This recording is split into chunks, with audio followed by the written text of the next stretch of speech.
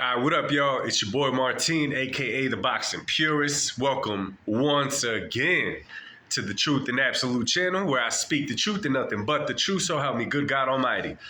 You guys, as I said earlier, I've been sick for the last 2 days. It kind of slowed me down on putting out content. But I'm here, so I'm catching up to a lot of news, reading up on a lot of things, and I'm back, baby. If you're not subscribed to the channel, I'm telling y'all, subscribe to this channel. If you like talking boxing, if you like non-biased opinions on boxing, if you like to keep it 100% boxing purists, this is your channel, yo. This is your channel. It's to the moon from here, thanks to you guys. Hit that like button, drop a comment down below. I love talking boxing with you guys. You know, some comments are just throwing shade or saying whatever, and I'll even respond, whatever. But when it's a good boxing discussion, yo, I'm all for it. Anyhow, so on this one, I want to talk about Ryan Garcia and Oscar De La Hoya. So we know they've been having a little beef, and you know they've had their little beefs in the past. God knows why. I just think they're trying to claim who is the pretty boy, right? I'm just joking, y'all. But we know that they've had their beef. We know that they've had their problems.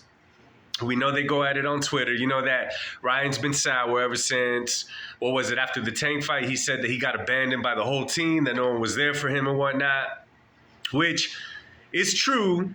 De La Hoya came back and said it's because he was receiving death threats. Who knows what to believe when it comes to these guys? However, De La Hoya did an interview, and on this one, y'all, I agree with him. I agree. Now listen, in the Tank and Ryan fight, I honestly thought that Ryan had the tools to beat Tank. Not taken from Tank. I just thought, okay, he's taller, he's longer, his speed, his pop. You know, he might be able to neutralize what Tank could do and get him. I was wrong, whatever.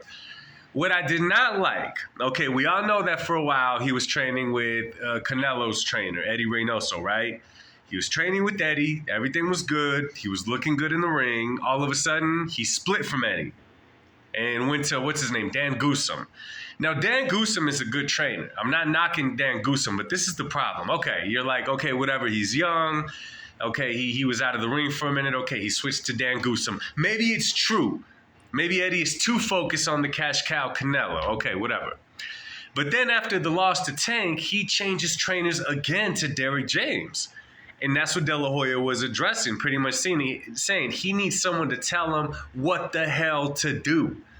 Not be his friend, not be comfortable with him. It's like, yo, listen, I'm your coach. This is what you're going to do. If you arrive a second late to practice or to work out or whatever, you're going to run 1,000 miles. I'm exaggerating, y'all. I'm exaggerating, no duh.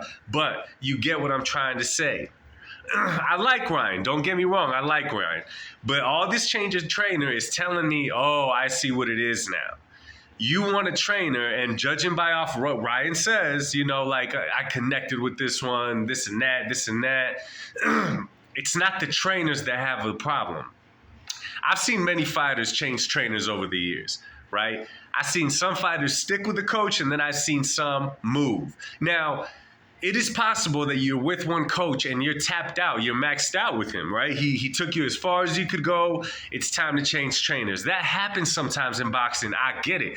Oscar De La Hoya is a perfect example of that. He had a trainer. Once he went with Floyd Sr., Floyd Sr. took him to the next level.